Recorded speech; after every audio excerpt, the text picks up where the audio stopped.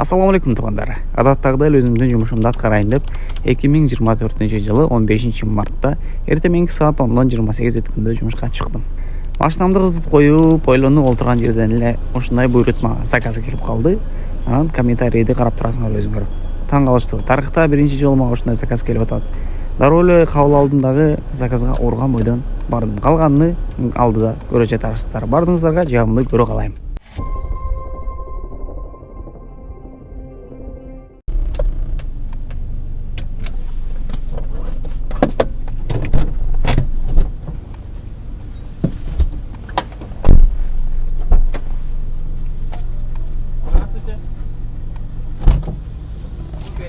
Я беру, подождите. Ничего. Да я подвинусь. Еще пока.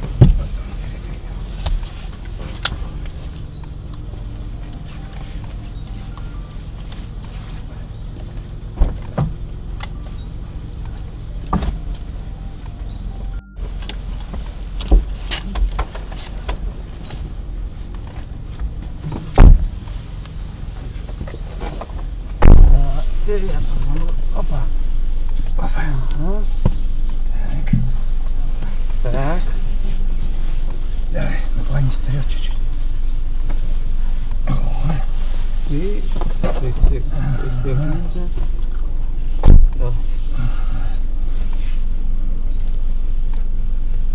Ну, Сейчас. Подвину чуть вперед, чтобы. О, так. Нормально? Расстегну потом шапку.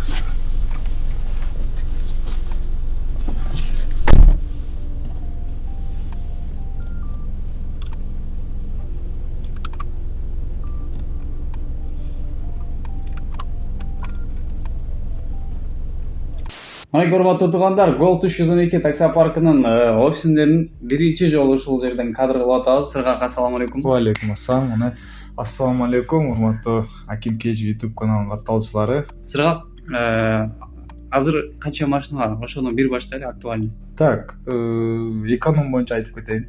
Биринчи реклама чыгаргандар сразу чалып эконом болуп атат. Эконом спрос өтө чоң болуп атат.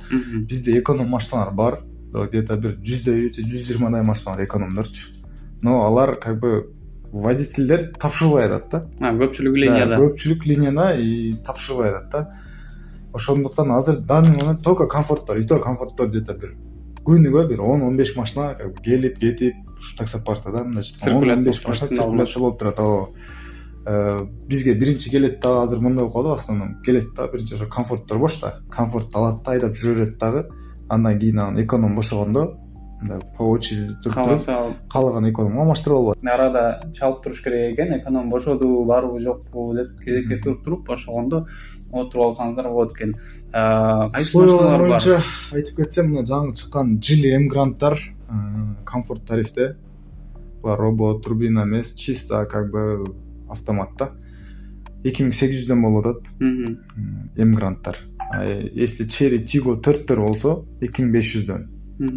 Оптималар бар, экономдар 1800дөн. Комфорт плюстардан тоже азыраак, но бар да. Арендалар жаңы Atlas Pro'лор, алардын арендасы 3200дөн болот. И Geely Coolray'лер бар, алар 2700дөн. Эми биз тоже как бы чыкканына жараша по минимуму эле койгон аракет кылып атабыз, но машиналар барган сайын кымбат чыгып атат да. Ошого отталкиваясь от этого ушундай суммалар чыгып атат да, арендаларчы. Азыр көп комментарийда же башкада айтышы мүмкүн, кымбат экен, антипсыңар депчи, но на самом деле в деле келгенде ал нерселер мындай биз деле лизингден чыгарабыз, лизинг айына төлөнөт, плюс аларга ТО кыласың, там азыр тоже уже бар жок кымбатчылык болуп аткан. И то как бы минимум. Анан бизде эң плюс нерсеси накопительный там 20 000-30 000 деген жок. Депозит. Биз кече сен прошлый видеомда даже без залог, без депозит дегенбиз, но без залог чын айтса болбой калат экен. Из-за того, что элдерге биз бердик, баары алды да, бир күн, 2 күн айдады, мындайча айтканда, захотел просто пришел и болбой кеткендер таштап кетип калат экен да. Хотя бы 1 жума же 10 күн, же болсо хотя бы 3 күн заранее мен 3 күндөн тапшырам деп тапшырса тоже эскертип тапшырса да жакшы эле да. 5000 залог дегенибиз уже 5000 залог менен берип атабыз. Без залог чынын айтсак болбойт экен. Ошого 5000 залог берсек кичине алар да ойлонушат экен да, хотя бы бир 2-3 күн заранее предупреждать этип, же болбосо муну неме кылып анан өздөрүнө жоопкерчилик кичине сезет экен да.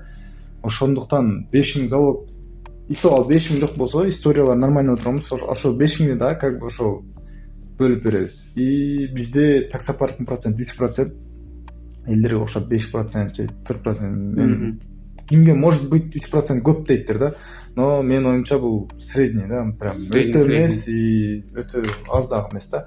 Ооба. И бизде ошо, например, 5000 залог топтолот, болду. Аренда 2800бү, эконом айтса 1800бү, адан лишний 1 тыйын чечилбейт. Күнүгө түшкү саат 1-де аренда бир жолу чечилет, и все как бы да. Биздин таксопаркта не то что биздин кыргыздар эле эмес, көп эле улуттуу адамдар чечендер иштешет, там өзбектер, тажиктер, да ким многонациональный да. Бул агресия улуттан адамдар бар. Таксопарктын деле негиздөөчүлөрү негизи кыргыз, орус, чечен 4 адам мындай уюшулуп ачылган таксопаркта, мындайча айткандачы. Ошого но в основном бул жерде кыргыздар иштейбиз көбү да. Любой вопрос болсо мындай бизге келип, мындай вариант, мындай десе биз чечип беребиз. Анан дагы бир жаңылык биздин таксопарк боюнча эртең Gold 312 биздин водительдер угуп атсаңыздар, баарыңыздарды воскресенье күнү кечкиге ифтарга чакырабыз. Метро Чертановскаяда мечит. Ошол жакта биз көп бир 200 адамга ылайык место сүйлөшүп койдук.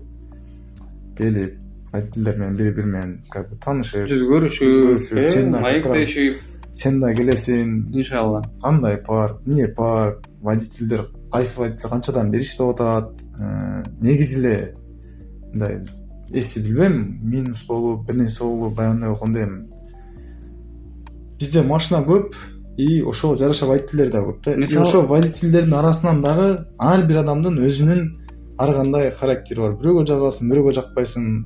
Ушундай ар кандай случайлар болот.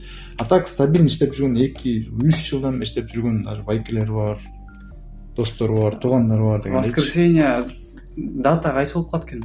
Так, воскресенье 17 болуп калат. 17 март. Жалпы Gold 312 таксопаркынын жамааты, айдоочулар, кесиптештер, коллегалар, барыңыздарды воскресенье 17 март айтылган даректерде күтөбүз. Парк менен иштешүүгө барыңыздар, чыгып кетебиз. Барыңыздарга салам алейкум.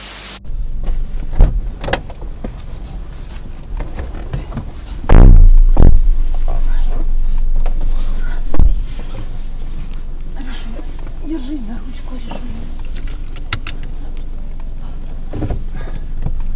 Так, едем мы с вами на Волгоградский проспект, да? Ну, да.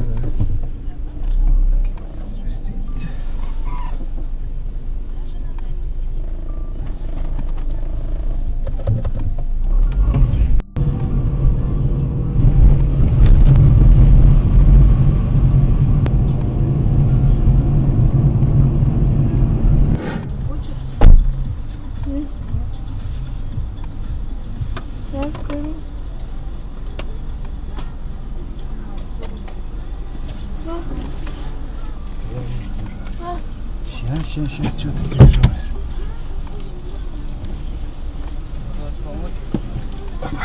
Да, сейчас я. Так, давай. Сейчас я возьму вот оно.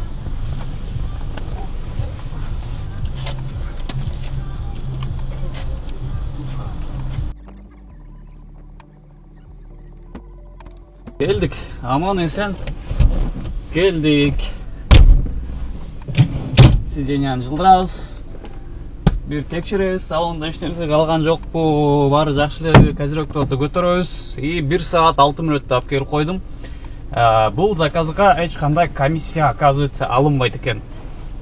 Заказга на местине басасың, клиенттер отурат и поехалини басайын деп атканда детский режим деп. Жок, детский режим эмес. За заказ комиссия не списывается, сервис не берет комиссию деп чыкты да. 1085 рубль болду. 1 саат 6 мүнөттө келдик, 1085 рубль. МЦД да пробка ой болду да, кечирип койгула. Так, мен кайра артка кетишим керек экенби? Так, давай, кайка кетет экен? Артка кетет экен. Биринчи жолу мындай заказ мен үчүн. За всю историю мен таксиде иштегенден баштап мындай нерсе бөлөк болчу. Помощь взрослым жанып болчу. Анча-мынчалар бар болчу, бирок мындай деңгээлде эч ким отура элек болчу да. Вот, оказывается, көрсө ушундай болот экен. Эми кылайын буйрса, бул нерсени да көрдүм. Будан дагы уже дальнейшем даң кыймылдап эме кылам да, аракет кылам. Мунусуна кичине тормозитетип жардам берсемби, бербесемби, же өздөрү эле жак неме кылып алышабы, же жаман көрүшөбү, не кылайын деп ойлонуп калдым да. Анан түшүрүп атканда уже нормально эле жардам бердим да. Мына ошентип роликтин дагы аягы келип олтура тургандар, кимдир бирөө балким видеонун башынан аягына чейин көргөндөн кийин айтышы мүмкүн, комментарий жазышы мүмкүн да, типа мындай нерсе бизде күнүгө эле болот, же болбосо биз көп эле кездештиргенбиз, бизге бир мындай инновация, жаңылык нерсе эмес депчи. Но андайлар эми көргөн болсоңор да базар нет силерге, ийгилик, красавчиксиңер. То, что там таксиге жаңы чыккан же болбосо көптөн бери иштеп атып деле мындай нерсени көрөлөктөр үчүн мындай как жаңылык катары же болбосо жөн эле өзүмдүн бир мындай эмем менен, эмоциям менен же эмелерим менен бөлүшөйүн деген эле ой максат болду деп кабыл алсаңыздар болот. Ошол негизи ар бир ситуацияны, ар бир нерсени сүйлөп деп мындай кетем десем өтө көп сүйлөбөйм деп. Поэтому видео ошол жаккан болсо сөзсүз түрдө лайктардан басып, каналга колдоо иретинде каттала элек болсоңуздар катталып, эмне ошол кийинки чыгарылыштардан көрүшкөнчө коштошом. Барыңыздар, аман туруңуздар.